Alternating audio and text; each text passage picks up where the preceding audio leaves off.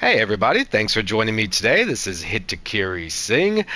Today we got a really interesting subject. This is a little tip that a lot of pro or speedrunners use to extend the time opening you have on claggers and staggers, so you can get the optimal punishment in those situations instead of sometimes the hit that you use to cause these claggers, because they are damage related, causes them to be pushed back or something like that, where you just miss your optimal punishment, or if you're trying to do a flint shot, or if you're trying to weaken their hide, you can just miss. But this little trick uses the clutch claw, and you're going to use your clutch claw on them to completely reset the timer that you have to perform your punishment, as if the entire timer, like the hit just connected that normally causes the stagger slash clagger, but now it's just going to completely reset that timer, and you're going to be able to get your full and maximum punish. And this is really helpful because this is how these guys perform these speed runs. Is you start off with a wall bang, you bang them into the wall, you start getting your massive damage, and then you start building up these staggers and other stuns and knockdowns and things like that to constantly keep the monster down. So you really want to know this little trick to be able to make quick work of monsters, even if you're not speed running but just want to have a tough monster. Like right here we got Spiky Boy, the Ruiner Nergigante. He will ruin your day, and in this stage he is a tough fight for some, because he's relentless and there's nowhere to hide, there's nowhere to sharpen, there's nowhere to heal. So when you have openings, you want to be able to keep him damaged and on the ground, and it's a very effective strategy to beat him, and you're going to use this method. Just want to say, if you like our content, please give a like, a subscription, comments, things like that. It really helps the algorithm, and for a small channel like this, we don't have a lot of reach, so when this channel gets some buzz with the comments and the likes, especially early, YouTube's algorithm shows it to more people, and when more people see it, I have a really good percentage of views and click-throughs and time durations that these things are watched. So if you guys can help me out with likes and comments and subscriptions, they just get this stuff out to more people, and I guarantee you're going to enjoy the information that we talk about today. Also, I want to let you know that our squad is working on some really interesting stuff. We're going to go ahead and do another stream this weekend, or usually on the weekends, and we're going to try to do things like landing 4 Helmbreakers on Fatalis' head. We want to do some things where we use the glider mantles to do really long glides off high ledges and do mounts and awesome things. So we're just a bunch of Monster Hunter fans that love this game, have a passion for it, and we've gotten to the point where we just want to do some really cool stuff that we see online, and we just want to do it for ourselves, and it's going to be kind of like a behind the scene process of how these things are done. Other than that, please stick around for the end of the video. I'm going to have some clips of some future things that we're working on as well. So I hope you enjoyed this content, and let's suit up and ruin the day of this Ruiner Nergigante. Alright, let's start with what type of stuns this actually works on. This is just an exhaust, it's not a clagger, not the type of stagger that we're talking about. This last hit caused it. See how it kind of pushed them away, and you have a certain amount of time before he's going to scream and then do some kind of ultimate attack. And as long as you clutch claw him, you can even clutch claw him mid-scream, you can completely reset the timer on that. So let me just show you one more example. Nice sweet foresight slash, caused the clagger, and I was facing the wrong way, I missed my time. You even have a decent amount of time to get the clutch claw, but you can be late on that stuff, and he goes into his ultimate. Just so you know, you can always use a smoke bomb in this area if you need to sharpen or heal. He'll instantly lose track of you, instantly.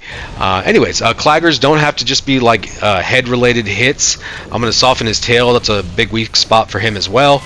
Got some damage on it, and during an exhaust he goes ahead and goes into the clagger. I'm still swinging, I want to reset that timer. Boom, clutch claw mid scream, it completely reset the timer.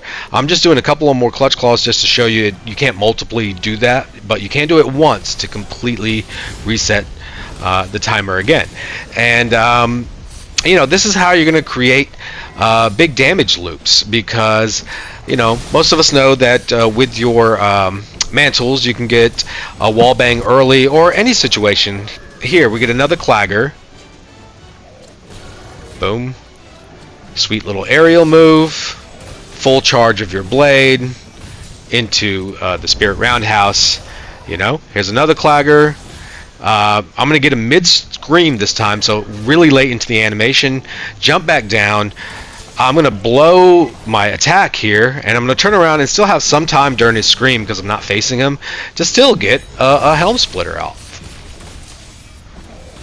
And this is how the pros create these damage loops. I believe this one started with a mount that I brought him down with.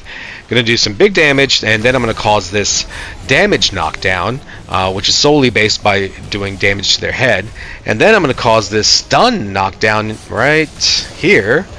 Okay, and now I'm going to have, I have my full meter. Let's go for another Helm Splitter and see what happens at the end of this. Boom, boom, clagger. All right, Clutch Claw. Completely reset my timer. Go ahead and max out my meter again, and depending on how much health they have, you'd be surprised how many times that hit will cause some kind of stun or knockdown as well. And really, that's about it, guys. Use the Clutch Claw really late in the animation here, still get them mid-scream, do a nice little flashy flight thing, and boom, and this time I get my Helm Splitter directly. What happens here? Big damage. Not the greatest one, but big damage. But again, that's what these things are all for. They work in conjunction with other mechanics in the game as well. Big Helm Splitter, got him down. You create your damage loops. I believe I had just caused a clagger before this. Damage loops happen. Even if you have to, they're not perfect and you have to heal and take some hits, whatever. You're still doing this a couple times per fight, and it only takes a few, and the monster is gone. When you can create such kind of loops that you just do such massive damage, and you're just taking every opportunity you have to mount, flint shot, extend clagger durations, and this is the reason this video exists. So I hope you enjoyed that information. I do want to let you know that we're working on some things. This is just a random video of some highlights that is going to come out, but I'm working on some with my squad too. I have a bunch of awesome clips. This is just 2 Helm Breakers on the head causing a KO. Next one is one I really like. It's just beautiful. Foresight slash, well timed. Get the damage, get the special sheath, dual head hits on Fatalis. How important that is. And then I turn around, just threw out a Helm Breaker, gets the tippy toes of his nail, and lands perfectly on his head on a wipeout attack that he's attempting on us to break apart, cause the knockdown.